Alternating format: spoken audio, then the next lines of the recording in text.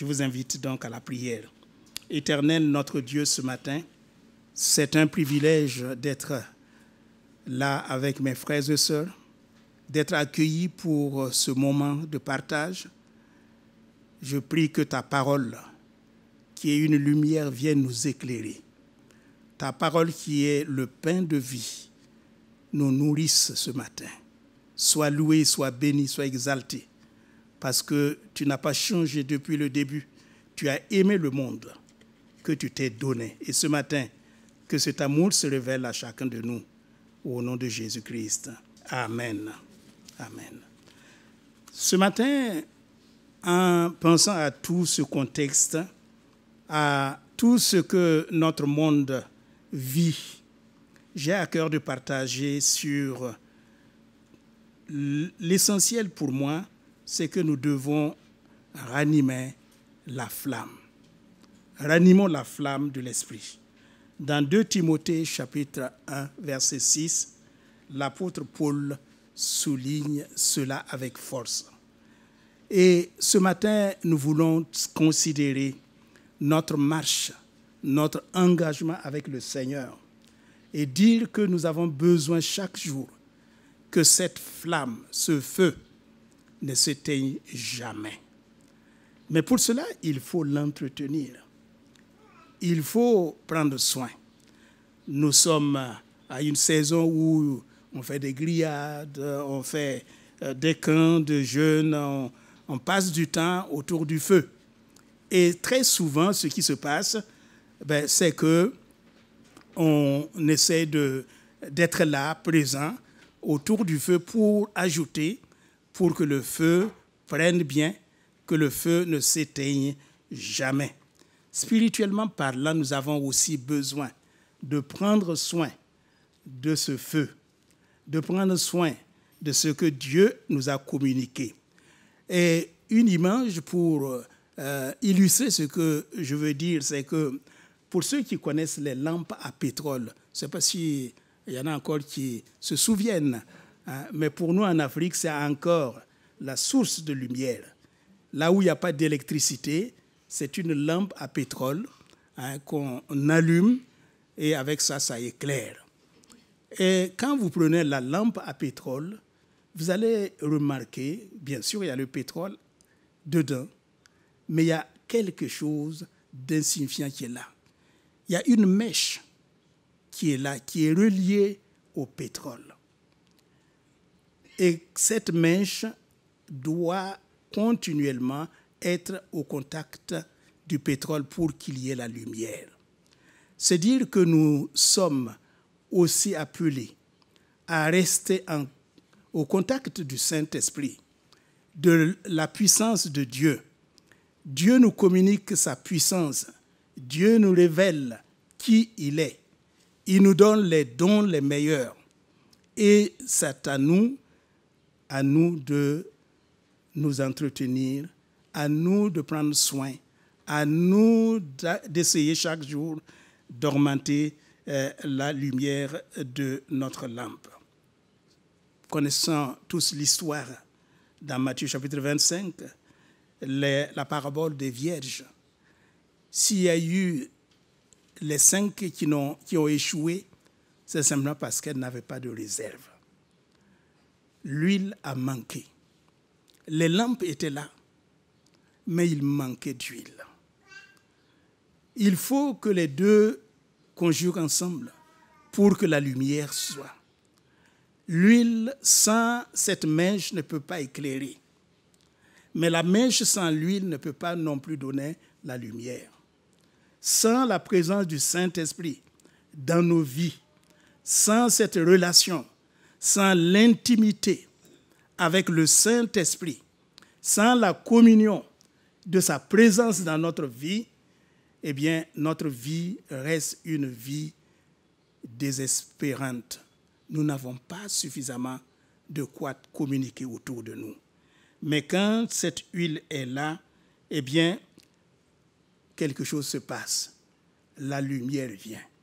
Et là où il y a la lumière, l'obscurité s'enfuit. Dieu nous a placés dans ce monde en disant, vous êtes la lumière du monde. Nous ne pouvons pas briller de notre propre lumière.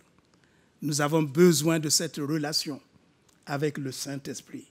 Besoin d'être dans l'intimité de Dieu. Besoin de demeurer en lui. Besoin de nous attendre à lui. Besoin de compter sur sa grâce pour que tout ce que nous voulons faire ne soit pas selon la chair, mais selon le Saint-Esprit. L'apôtre Paul, dans sa lettre aux Romains aussi, nous invite à avoir le zèle. Ayez du zèle et non de la paresse. Soyez fervents d'esprit, servez le Seigneur. Le zèle, c'est une ardeur, c'est un engagement. Autrement dit, l'apôtre nous encourage à être fervents pour le Seigneur. Soyons bouillants pour le Seigneur. Ne soyons pas aujourd'hui, dimanche, bouillants pour lui. Et la semaine, on est détendu. On se prend du bon temps et on oublie même la méditation de la parole de Dieu. Restons connectés au Saint-Esprit pour utiliser le langage aujourd'hui. Connexion. Restons connectés au Saint-Esprit. Laissons le Saint-Esprit nous parler, nous enseigner. Alors, nous serons zélés pour le Seigneur. Zélés pour le témoignage, zélés pour la mission, zélés pour la prière, zélés pour nous engager, nous impliquer dans l'œuvre de Dieu. L'Église, c'est chacun de nous. Si vous êtes assis et que vous ne faites pas quelque chose manquera dans l'Église. Mais si chacun prenait ses responsabilités, jouait son rôle, occupait la place que Dieu nous donne, eh bien, il n'y aurait pas de vide. Mais l'Église grandirait, pas seulement en nombre, mais aussi spirituellement. Et nous avons besoin de demeurer dans la présence de Dieu. Ranimons la flamme que Dieu nous donne. Être fervent d'esprit signifie aussi laisser de côté toute l'agitation. Et on sait qu'on est dans un monde agité. Agité pour le travail. Avant, on disait que ce sont les Parisiens qui couraient, mais ça nous rattrape aussi. On court. Du matin au soir, on ne fait que courir. On est agité. On a des soucis au niveau des familles. Combien les familles sont attaquées et qu'il y a des besoins, il y a des problèmes. Et si on vit dans ce contexte, on a de la peine à avancer. Et ce matin, le Saint-Esprit veut nous dire, eh bien, sois fervent d'esprit. Laisse de côté ces préoccupations. Attends-toi à ce que l'Esprit de Dieu intervienne dans ta vie et que tu remportes la victoire au nom de Jésus.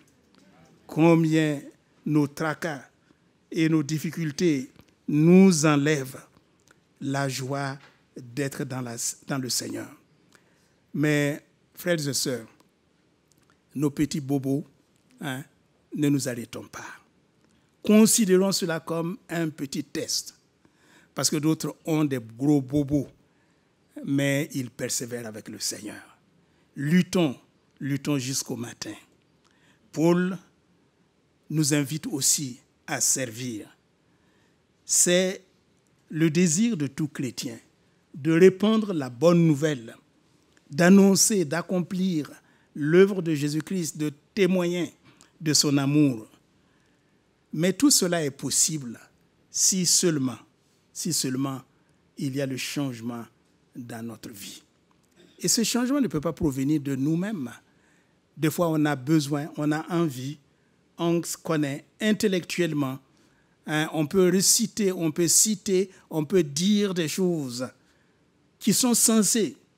Mais malgré tout cela, le changement ne se produit pas. Mais quand nous restons au pied de Jésus et nous disons, Saint-Esprit, ranime ma vision, change mon cœur, change mes pensées, change ma façon de voir les choses. Alors nous allons avoir ce changement qui va nous amener à nous orienter avec le regard divin, le regard du Saint-Esprit. Et quand nous regardons comme le Saint-Esprit veut, eh bien, ces choses terre à terre ne sont plus les choses qui vont nous arrêter. Au contraire, nous allons nous épanouir dans le Seigneur. Servons le Seigneur avec joie. Le Seigneur attend de nous que nous soyons de ceux qui annonçons la bonne nouvelle. Sauvés pour servir. Sauvés pour être un témoin de Jésus-Christ. Dans les Actes des Apôtres, il est dit que après la persécution d'Étienne, eh bien, les chrétiens qui se sont dispersés, arrivés à Antioche, qu'est-ce qu'ils vont faire? Ils vont continuer à parler de Jésus-Christ. Ils vont témoigner de Jésus. Ils vont boire, ils vont parler, ils vont manger. Tout ce qu'ils font, Jésus est présent. Au point que ceux qui les côtoyaient pouvaient dire que c'était des chrétiens, des petits Christ. Parce qu'il y avait quelque chose qui sortait de l'ordinaire, de leur vie, de leur capacité. C'était le feu de l'Esprit qui les entraînait à vivre la vie de Christ. Et partout où ils étaient, ils pouvaient continuer à témoigner de l'amour de Dieu. Changer pour bénir. Quand ce changement se produit, eh bien, nous devenons source de bénédiction. On peut traverser des moments difficiles. On peut connaître des moments très difficiles. Mais parce que Christ nous a transformés, eh bien, nous, à notre tour, nous voulons bénir ceux qui nous entourent. Enfin, il nous a sauvés pour donner. Qu'avons-nous à donner? Notre temps, notre vie. Offrez-vous comme un sacrifice vivant. Et j'aime bien quand l'apôtre Paul parle de l'Église, des dons. Il dit, mais ces chrétiens se sont d'abord donnés eux-mêmes avant d'apporter leurs dons à Dieu. Ce qui est remarquable, c'est que Dieu attend d'abord que je puisse m'offrir, je puisse me donner, je puisse accepter qu'il se serve de ma vie, qu'il vienne en moi et que je devienne son témoin partout où je suis. Plaçons Dieu au centre de tout ce que nous faisons et nous verrons la gloire de Dieu se manifester. Alors ce matin, je sais que le temps est compté. Vous êtes, il fait chaud, vous n'êtes pas habitués, je comprends très bien, mais je ne veux pas vous faire trop transpirer non plus. Mais j'aimerais simplement dire cela, faisons la volonté de Dieu. Allons avec le Seigneur. L'apôtre Paul, dans les Actes des Apôtres, quand il s'est converti, qu'est-ce qui va se passer? Dieu dit, maintenant tu vas faire ce que je te dirai de faire. Tu vas faire ce que je te dirai de faire. Paul, cet homme zélé pour le mal, sa vie change et Dieu va maintenant donner une orientation à sa vie. Laissons le Saint-Esprit nous conduire, nous dire ce que nous devons faire et nous verrons la gloire de Dieu se manifester. Eh bien, c'est pour cette raison que nous devons veiller sur la flamme, que notre lampe ne s'éteigne jamais, que l'huile ne manque pas dans votre lampe, que l'huile y soit toujours, que l'huile coule en abondance, que les tensions de tous les jours, tensions au travail, chômage, disputes dans le couple, les menaces et tout ce qu'on peut rencontrer ne viennent pas éteindre la flamme qui est allumée. Mais servons le Seigneur avec joie et force. Eh bien, face à tout cela, laissez-moi simplement dire, ranimons notre flamme dans la prière, Trouvons du temps pour le Seigneur. Prions, prions, prions. Prions pour que ce qui doit changer, change. Méditons la parole de Dieu. Aimons lire la parole de Dieu. Soyons des témoins là où nous sommes. Dans notre vie, dans notre monde. Oui, c'est difficile. Mais avec le Saint-Esprit, tout est possible. Avec l'aide du Saint-Esprit, nous sommes capables de témoigner. Et nous pouvons changer notre société. Dans l'amour fraternel, dans la communion les uns des autres. Restons et laissons notre flamme allumée.